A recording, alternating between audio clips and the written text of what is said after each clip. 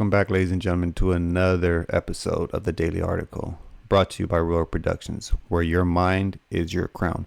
Remember, information is key, especially in this age, but you have to understand, do not get caught up in the information, do your research, and definitely don't take anything I say in my videos as financial advice or professional advice. I'm on this journey with you guys. We are all learning as we go. There's a lot of speculation and stuff in the markets, so make sure you always do your research and know what you're getting into. Remember, not your keys, not your crypto. All right, let's get into some of this bullish news and bearish news. All right, so basically we're going to look at the charts, but you guys probably look at the charts on your own, but this is what we have here really quick. Just a quick glance at it. Now let's move into some excellent news. So MetalPay is actually accepting and managing, and you're actually able to manage and store your XRP directly on the app now. But that's not smart. Remember what we just said, not your keys, not your crypto, but they allow you to buy XRP. Now make sure you do your research. I'm not sure if you can pull your XRP off of the app. I'm not sure if that's a thing yet. So make sure before you go and buy this that you're able to take your XRP off. I am not sure how that works, but this is great news. More people are starting to adopt XRP, which is bullish in my opinion. All right, moving on. So basically, this is a report from the SEC and Binance case. So basically, it talks about like the key factors of why this ongoing battle is happening. So basically, it states here on October 17, 2024, the United States District Court released a report where they clarified which part of Binance activities they will be investigating. So if you guys read this article, it's like a 1 or 2 minute read, depending on how fast you read. But it basically outlines here exactly why they are after Binance and the key components of their lawsuit.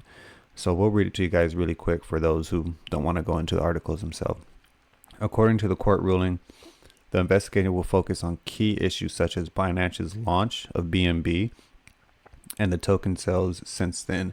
The BNB Vault program, and it basically is the vault, I guess, where you can store your Binance. I never really got into Binance, but I guess you can, like it says here, Binance BAM trading staking program. So you can stake and kind of get some type of collateral for that. And the Binance operations, along with its affiliated companies that run without proper registration under U.S. financial rules. So remember, you have Binance and then you have Binance USA. I'm not sure if they're going completely after Binance as like the company or Binance USA. I'm not 100% on that. Make sure you always do your own research and look into this more. But those are the key components of this lawsuit. All right. Moving on to some new, or I mean not new, but to some more SEC news. So Ripple versus SEC. All right. So it basically outlines here, did they miss the chance? And here's the truth. So like there's been a lot of speculation on what's been happening, just like the rest of the crypto market. We do not know what's happening behind closed doors. Unless you're a professional or you're behind these closed doors, then you'll know what's happening. But basically one of the main components that got my attention is like Monday we had Columbus Day, correct? So that's in the US for my US people who watch. But basically Prosper points out that relying solely on the Second Circuit docket dates can be misleading, as technical delays might cause inaccurate extensions in the timeline. This could lead to confusion about the actual deadline. So again, if there's holidays that some of these entities like the SEC go off of, it could push the date back. And, you know, we do not know what's happening. But read this article, learn more about it yourself. And we know they make up these rules as they go, just as we've seen a lot of these like regulations and stuff happen. They're regulations by enforcement, not really by no laws or anything like that. So, you know, it's hit or miss. We do not know. All right, moving on. So basically, Asia's elite families embrace crypto and foresee Bitcoin at 100K by the end of the year. And there's been a lot of speculation if Bitcoin can hit those prices. Right now, it's dealing with some stuff. There's a lot of resistant levels, and we have to get past those first before it can get anywhere close to 100K. I thought by now it would be at 100K, but you know, it's just like we said earlier, it's all speculation. We do not know completely what's going to happen. But basically, this report goes through how back in 2022, 58% of Asia's elite families embraced cryptos, As of now, in 2024, 76% of families embrace cryptocurrency and blockchain technology. And then it tells you right here what they actually are involved in and what their interests are. DeFi, AI, DePIN, and basically it tells you exactly that. Private wealth is long-term bullish on crypto, expecting Bitcoin to trade in 5 figures by the end of December. That's like, to me, that's very scary. You know what I mean? Because what happens if it doesn't? A lot of people are going to lose their wealth. But again, it's up to you and your private investor and people who you work with to look at these key factors and, don't invest more than what you're able to lose, right? So let's move on. You guys can read through this article. It's pretty long, another 1 or 2 minute read. And remember, information is key. So you always have to do your own research and understand that no one can tell you what these documents or what these articles mean. You have to do it yourself. It means something different to me than it would to you if you read it on your own free will. All right, moving on. So basically, this is some news about Tether. Now, I have my thoughts about Tether. They hold some U.S. treasuries, so they might be safe. But at the end of the day, we've heard Tether say before they do not want to work with regulators in the U.S. and they don't need to, since they're working with other major, companies and countries around the world. But basically, this article goes through how so Tether has been able to amass 330 million users, which is around the same amount of people who live in the United States and the population here. But remember, 330 million users. So you have to understand how crypto works. Like, you could have up to 5, 10, 20 accounts all using Tether. So this doesn't mean 330 million individuals. It just means that there has been wallets opened up with that amount. So again, 330 million people in America aren't all adults. You have to count the kids, the babies, and people who don't even know about cryptocurrency. So it's, you know what I mean? You have to understand that sometimes when you read these articles, they're misleading. So that's why it's always important to do your research, okay? All right, moving on to some lighter news. I think this is amazing news because it's one of those things that we talked about in episode 8, where the onboarding into not just blockchain, but crypto and the whole ecosystem itself is very important. And it doesn't matter how it comes because it leads you into different avenues. So if you're onboarding through music, if you're onboarding through art, if you're onboarding through gaming, if you're onboarding just for financial interests only, it's very important that more people learn about crypto because I believe it's the future.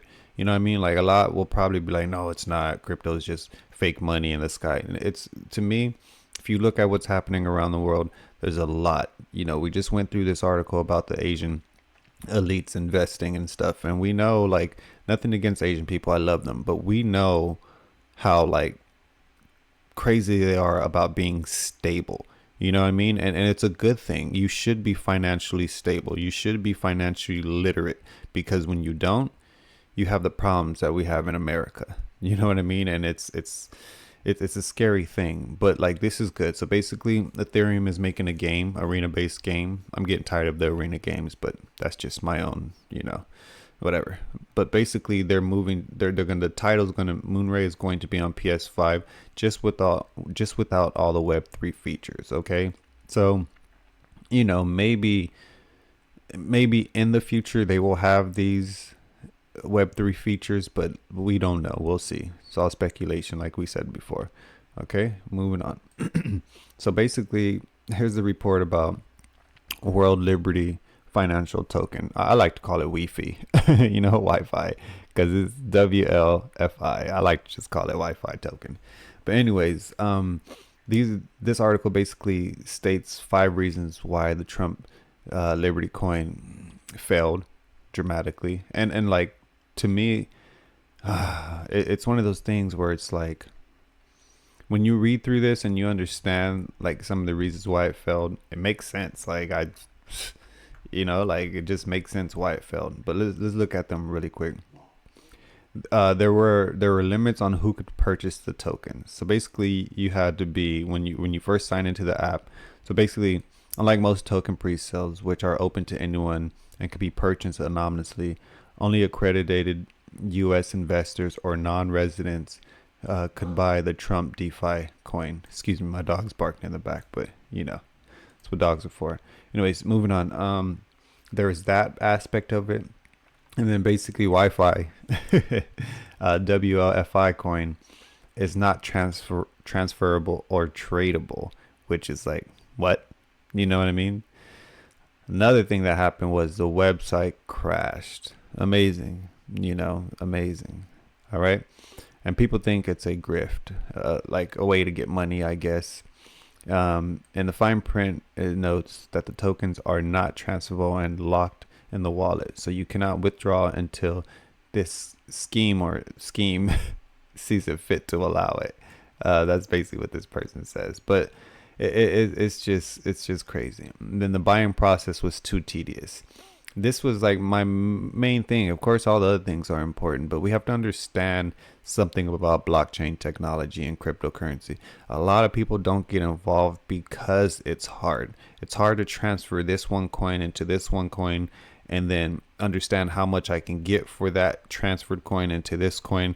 There's a lot that goes into it. And, like we were saying earlier about the gaming, when we're trying to onboard people into cryptocurrency, it has to be as easy as it is to use a bank. You know what I mean? A lot of people just like their bank because they can go and swipe. A lot of people do the direct deposit because it's quick and efficient. Like if you have to do all these hurdles and jumps to get a coin or trade this for that, that's going to turn a lot of people off. We have to understand how spoiled we are as American. Like me personally, I do it because I understand the benefit of it. But a lot of people won't understand that benefit if it doesn't come with the ease of doing it. So it's one of those things where if we're trying to onboard more people and help them come into this sector, it has to be easy. You can't expect someone in their 60s or 70s to figure this stuff out without some help. You know what I mean? Or without it being easy. So, and this is nothing against older people, but it's one of those things where, they went through the era of the debit card and credit card. And a lot of people were like, we don't need a debit card. We don't need this. I have cash and cash is king and this and that.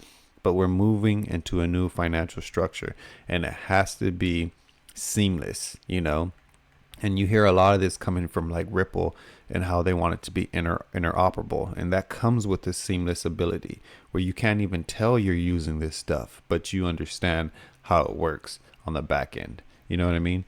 So let's move on to the next thing, but read this article and understand why Wi-Fi, WLFI coin took a dump on itself, but it's neither here nor there. All right, so 4 reasons why Elon Musk Tesla have moved 760 million.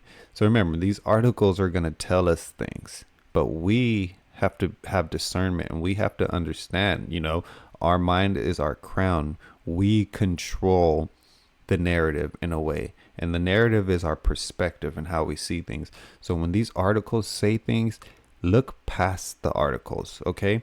Like the saying goes, you buy the rumor, sell the news.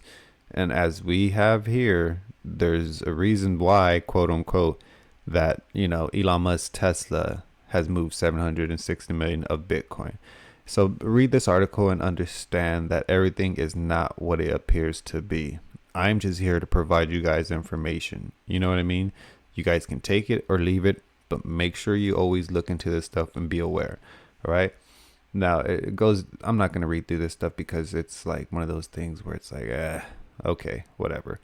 But we know something's about to happen with Bitcoin. We know something's about to happen with the whole market. We just saw this right here where Asian elites are investing into crypto. Remember, some people don't invest in stuff unless they know for sure what's going to happen. So, there's a reason why they hold Bitcoin. I'm not going to tell you go invest, not financial advice, but there's a reason why some people hold certain coins. And it's either because they believe in the project or they know something that the rest of the people do not. And that's up to you. All right, moving on. So this is some more Bitcoin news. And it basically states here, Arthur Hayes says war outbreak could trigger Bitcoin price to explode. And here's why. So read the article, understand why they say that. And it basically brings up China once again. And we know like how China owns a lot of the hash rate of Bitcoin. So that's just neither here nor there. I'm not going to get into that rhetoric right now. But war could break out, and I think we're already in a war. It's just a slow drip at this point. But it's one of those things where, metals are going to take off, certain stocks are going to take off, and just there's a lot that comes with war. Okay, learn from the past and you're able to predict the future. Look at the last couple of wars we've had, small and big, and understand what's happened to certain markets during this time. That way you're able to capitalize not on the destruction, but what the rest of these people do. I personally think a lot of this stuff is planned events, either to gather resources or to get someone out of power they don't want, in power because they're not playing ball. Okay, but that's just my opinion. Understand that your mind is your crown. You have to do what you have to do for your family and those you love. Okay, moving on to this. So this is what I wanted to cover right here. And this goes back to the last article about the war. So Israel is DNA testing a body from Gaza to see if it's Hamas top leader Sinwar, an official says. So this is just a lot happening. This is just a crazy photo, and I don't like to perpetuate this type of stuff on my, YouTube channel, but it's something that we have to pay attention to. I'll cover more of these type of articles in the future, but for now we're crypto based and like blockchain based and projects. I'm here to help you guys explore avenues of financial prosperity, and we're going to always get this type of news thrown in our face, but we have to pay attention to what's happening in the background. All right, I love you guys. Hopefully you guys have a great day, and I'm out. Peace.